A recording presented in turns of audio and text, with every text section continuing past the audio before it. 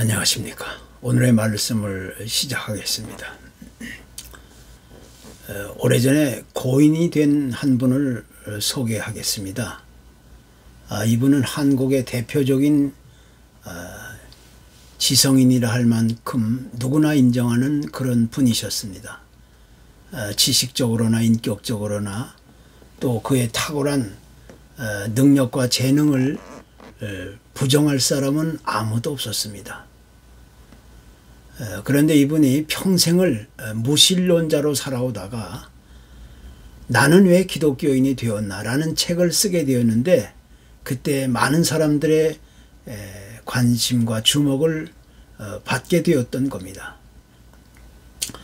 이분에게는 아주 아끼고 사랑하는 딸이 한 분 있었는데, 그 딸이 갑자기 암에 걸려 실명을 앞둔 그런 위기에 처하게 되었습니다. 사랑하는 딸이 다 죽어가고 있는데 자신은 딸을 위해서 대신 죽을 수도 없고 자신은 아무것도 할 수 있는 것이 없다고 하면서 이제 크게 실망하며 자기의 능력이나 인기나 자기의 모든 것이 소용없다고 하면서 그때부터 스스로 무기력해지기 시작했습니다. 딸은 수술을 받았지만 결국 그의 생명은 이제 시한부 인생을 살게 되었는데, 이제 날마다 죽어가는 그 딸을 생각하며 눈물로 10여 년을 그렇게 슬픔 속에 지내야만 했습니다. 그러던 어느 날 이분이 작은 교회를 이제 찾게 되었는데, 거기서 난생 처음 이런 기도를 하게 되었다는 겁니다. 하나님, 내 사랑하는 딸을 살려주신다면 나의 남은 인생을 주님께 드리고 하나님을 믿으며 살겠습니다. 이런 기도를 하게 되었던 겁니다. 얼마나 힘들고 괴로우면 평생을 무신론자로 살아온 자가 자기 자존심을 버리고 이런 기도를 하게 되었습니다. 그가 경험했던 당시의 그 삶의 상황과 환경은 감히 그 누구도 상상할 수 없을 만큼 참으로 끔찍하고 비참한 어두운 밤이었다는 것이 사실이었습니다. 그런데 그렇게 캄캄하고 어두운 밤을 지나게 되었을 때 생각지도 못하게 말기암 시한부 인생을 살아가던 딸이 점차 회복하기 시작하면서 시력도 나아지고, 바로 그때 이분은 거기서 완전히 뒤집어지기 시작했습니다. 그때 비로소 이분은 예수를 구주로 받아들이고 믿게 되었다는 겁니다. 자신이 그동안 그렇게 고집해왔던 자기의 지성이나 능력이나 인기와 또 명성도 전부 내려놓고 하나님 앞으로 겸손하게 나오게 된 겁니다. 이때 쓴 책이 바로 나는 왜 기독교인이 되었나 라는 책이었는데, 고 이여령 박사의 이야기입니다. 제럴드 메이라는 분은 우리의 영혼의 어두운 밤의 특징을 가리켜서 모호함이다 이렇게 얘기하는데, 참으로 그 어두운 밤은 누구도 잘 알 수 없다라는 이야기입니다. 많은 사람들은 그때 도대체 하나님은 어디에 있는 것일까? 하나님이 정말로 있기는 하는가? 하나님이 사랑하신다는 말이 사실일까라는 강한 의구심을 드러내 보이게 되는 겁니다. 하지만 그런 쪽으로 계속 가다 보면 나도 모르는 사이에 우리는 영원히 헤어나올 수 없는 절망과 좌절과 깊은 실패의 그런 캄캄한 어두운 길에서 벗어날 길이 없는 겁니다. 그 어두운 밤을 지날 때 우리 인생은 더욱더 초라하게 되고 한없이 무기력하죠. 약해지고 불안해지는 것이 사실입니다. 그러나 우리의 인생길은 반드시 그런 일만 있는 것이 아니라, 비록 지금은 어두운 밤을 지나간다 할지라도 그 길을 지나고 나면 그 뒤에는 우리가 미처 생각지도 못했던 또 다른 생명과 위로와 축복의 길이 있는 겁니다. 어두운 밤이 지나면 밝은 아침이 찾아오듯이 우리 인생의 모호함이란 반드시 때가 되면 한순간에 사라지게 된다는 겁니다. 그래서 어두운 밤을 지날 때 가장 필요한 영적인 도구는 우리를 향한 하나님의 섭리와 은혜와 사랑과 위로를 기억해야 한다는 것입니다. 생각하기에도 끔찍한 어두운 밤이 찾아오는 것 역시 전부 하나님의 주권과 역사 안에서 벌어지는 사건이라고 우리가 받아들일 때 그때 우리에게는 희망이 있게 되는 겁니다. 그래서 바로 이런 문제 때문에 믿음이 요구되는 겁니다. 그 믿음이 우리의 인생의 문제를 클리어하게 해결해 줄 수가 있게 되는 겁니다. 구약 창세기의 그 기록을 찾아보면 저녁이 되며 아침이 되니라는 말이 등장합니다. 다시 이야기하면 하루의 첫 시작은 아침이 아니라 어두운 저녁이라는 이야기입니다. 하나님은 우리가 미처 생각지도 못한 때에 우리가 힘들고 괴로워하고 있을 때 우리가 무기력하고 지쳐 있을 때 하나님은 일하고 계신다는 겁니다. 우리가 아침에 기운을 차리고 하루를 시작하는 것은 이미 하나님께서 우리를 위해서 어두운 밤을 통해 일을 해 놓으셨다는 이야기가 되는 겁니다. 그래서 우리에게 어두운 밤이 있었기 때문에 비로소 새벽이 찾아오는 것이고 밝은 아침을 맞이할 수 있게 되는 겁니다. 따라서 우리에게 찾아온 이 어두운 밤은 우리를 무너뜨리고 우리를 망가뜨리려고 하는 것이 아니라 어둠을 통해서 일하시는 하나님을 분명하게 드러내 보이는 그런 계기가 되는 겁니다. 종교개혁가인 이 마틴 루터는 처음에 법률가를 되기를 소원했습니다. 그런데 그 친구가 어느 날 천둥과 번개로 인해 죽음을 맞이하는 것을 목격하고 수도사가 되기로 결심합니다.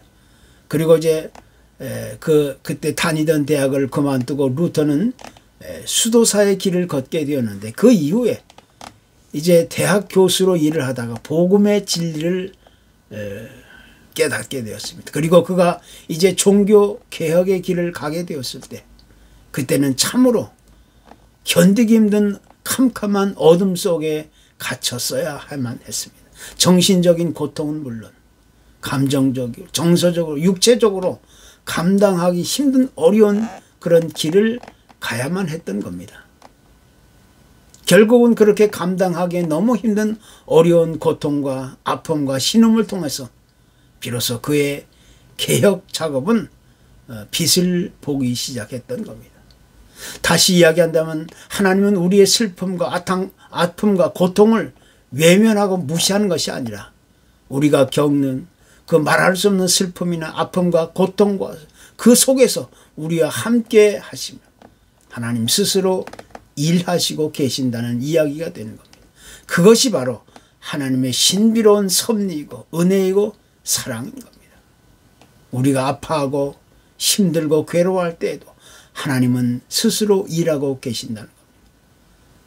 그렇기 때문에 우리가 험한 나그네 인생을 살아가면서 때로는 어두운 밤을 지나게 될 때라도 우리가 낙심하지 않고 두려워하지 않고 겁내지 않아야 할 가장 중요한 이유가 하나 있다면 그것은 곧 우리가 어두운 밤을 지날 때에도 하나님은 우리를 위해 일하고 계시다는 겁니다. 그것이 곧 신비한 하나님의 섭리이고 은총인 것입니다. 또 십력 속의 성 요한은 수도원 개혁 운동을 일으켰던 장본인인데 그가 수도원 개혁 운동을 위해 열심히 싸우고 일하고 있을 때 이제 그의 영향력이 점점 커지기 시작하자 그를 반대해 왔던 수도사들이 그를 강제로 납치하고 감금해 버렸습니다. 그러나 그는 그 감옥 안에서 불안해하거나 초조하거나 낙심하지 않고 하나님과의 깊은 영적인 교제를 통해 말할 수 없는 놀라운 경험을 하게 되었는데 그 내용을 담은 책이 바로 영혼의 어두운 밤이라는 책이었습니다. 그 책에서 그는 감옥 안에서 겪었던 자신이 억울하게 당해야만 했던 여러 가지 슬픔과 아픔, 이 고통에 대한 이야기를 털어놓는 것이 아니라 오히려 그는 그 어둡고 캄캄한 감옥 안에서 자신이 경험할 수 있었던 하나님의 놀라운 위로와 사랑을 이야기해 주고 있는 겁니다. 하나님께 더 가까이 나아가기 위해서는 먼저 좁은 문을 통과해야 하는데 그것이 곧 어두운 밤이라는 것입니다. 그래서 어두운 밤을 통과하지 않고서는 그 누구도 하나님을 깊이 만날 수 없자고 우리에게 레슨해 주고 있는 겁니다. 우리 각자 인생길에 있어서 좋은 일, 기쁘고 즐겁고 화려하고 성공하고 환영받고 축복받는 일만 있다면 얼마나 좋겠습니까? 많은 사람들은 좋은 일이 있을 때, 기쁘고 감사한 일이 있을 때, 모든 일들이 잘 해결되고 또 잘 풀어질 때 참으로 하나님이 해주셨다고 좋아하고 기뻐합니다. 하지만 하나님은 반드시 그럴 때에만 우리와 함께하는 것이 아닙니다. 하나님은 우리가 이해할 수 없을 정도로 억울한 일을 당하고 힘들고 속상해하고 아파하고 괴로워하는 그런 캄캄하고 어두운 밤을 보낼 때라도 하나님은 우리를 잊지 않고 언제나 우리와 함께 하신다는 겁니다. 그래서 그때 우리는 그와 같은 하나님의 신비함을 다시 느끼게 되는 겁니다. 그 대표적인 예로서 우리는 구약의 욥기를 들 수가 있습니다. 욥은 하나님이 자랑할 만한 동방의 의인이었습니다. 그 시대의 인물 중에 하나님을 가까이서 섬기고 경배하고 사랑하고 순종하던 그런 신앙의 인물이었습니다. 또 세상 많은 사람들이 부러워할 정도로 축복받은 그런 대표적인 인물이었습니다.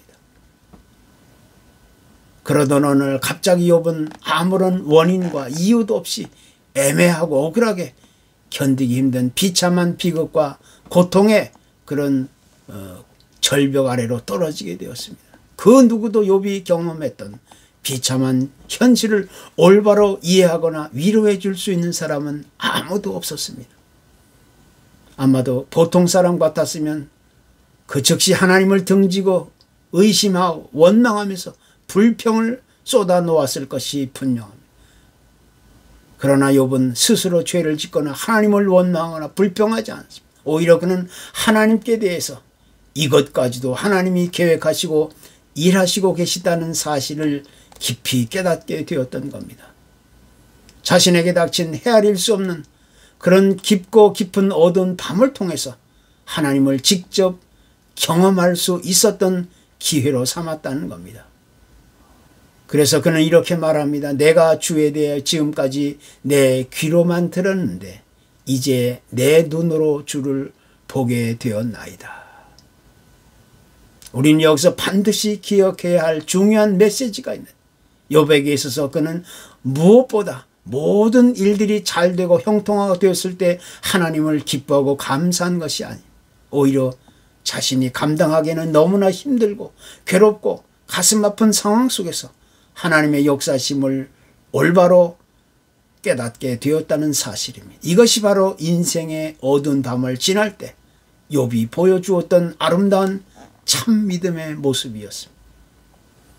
그렇기 때문에 어두운 밤은 모든 사람들의 삶과 인생을 송두리째 무너뜨리고 파괴하는 심판적인 성격을 가지고 있는 것이 아니라 오히려 그것은 곧 어두운 밤을 통해서 은밀하게 일하고 계시는 하나님의 섭리와 역사와 은총을 드러내는 과정이라고 우리는 설명할 수 있게 되는 겁니다. 이 어두운 밤을 통해서 하나님을 더 가까이 하나님께 더 가까이 나아갈 수 있는 그런 찬스와 기회가 되는 겁니다. 광산에서 금을 취취하는 사람들의 모습을 보면 이 금이라는 것은 물질은 아무 데서나 쉽게 찾을 수 있는 것이 아닙니다. 광부들이 이제 돌 속에 조금씩 섞여 있는 것들을 이제 한데 모아가지고 그것을 뜨거운 용광로에 놓고 열을 가하게 되면 흙은 흙대로 걸러지고 금만 남게 되는데 이렇게 뜨거운 불에 넣어 반복되는 그 연단을 통해서 만들어진 물질이 곧 순금이 되는 겁니다. 이것은 다이아몬드를 만드는 과정 마찬가지. 이것 역시 석탄과 비슷한 탄소로 이루어져 있는 물질인데 이 탄소가 다이아몬드가 되기 위해서는 지하 약 140에서 200m, 200km의 그 깊은 땅 속에서 엄청난 열과 압력을 받으며 용광로와 같은 그런 과정을 견디내게 되는 겁니다. 그때 비로소 탄소가 다이아몬드가 되는 겁니다. 우리의 인생길이 캄캄하고 어두운 밤을 지나고 있다고 할지라도 그 과정이야말로 참으로 견디기 힘들고 고되고 어려운 과정이라고 말할 수가 있을 것입니다. 그러나 그 용광로와 같은 뜨거운 연단과 훈련의 과정을 통해서 하나님은 우리를 보석 같은 아주 귀한 존재로 새롭게 만들어지는 겁니다. 그것이 곧 하나님의 섭리고 은총이라고 우리는 말하게 되는 겁니다. 그래서 욥은 이렇게 강조합니다. 나의 가는 길을 그가 아시나니 그가 나를 단련하신 후에는 내가 정금같이 나오리라. 누구나 한평생을 살아가다 보면 그 크기와 종류는 다 제각각 다를지라도 생각지도 못하던 때에 내가 미처 예상할 수 없었던 그런 때에 인생의 어두운 밤을 지나가 될 때가 있기 마련인 것입니다. 바로 그때 우리는 과연 그 어두운 밤을 어떻게 보낼 수 있겠습니까? 그것은 각자가 지닌 믿음의 선택과 반응과 태도로 나타나게 되는 겁니다. 그리고 그 결과 또한 각자의 선택과 반응과 그 믿음의 태도에 의해서 결정되어지는 겁니다.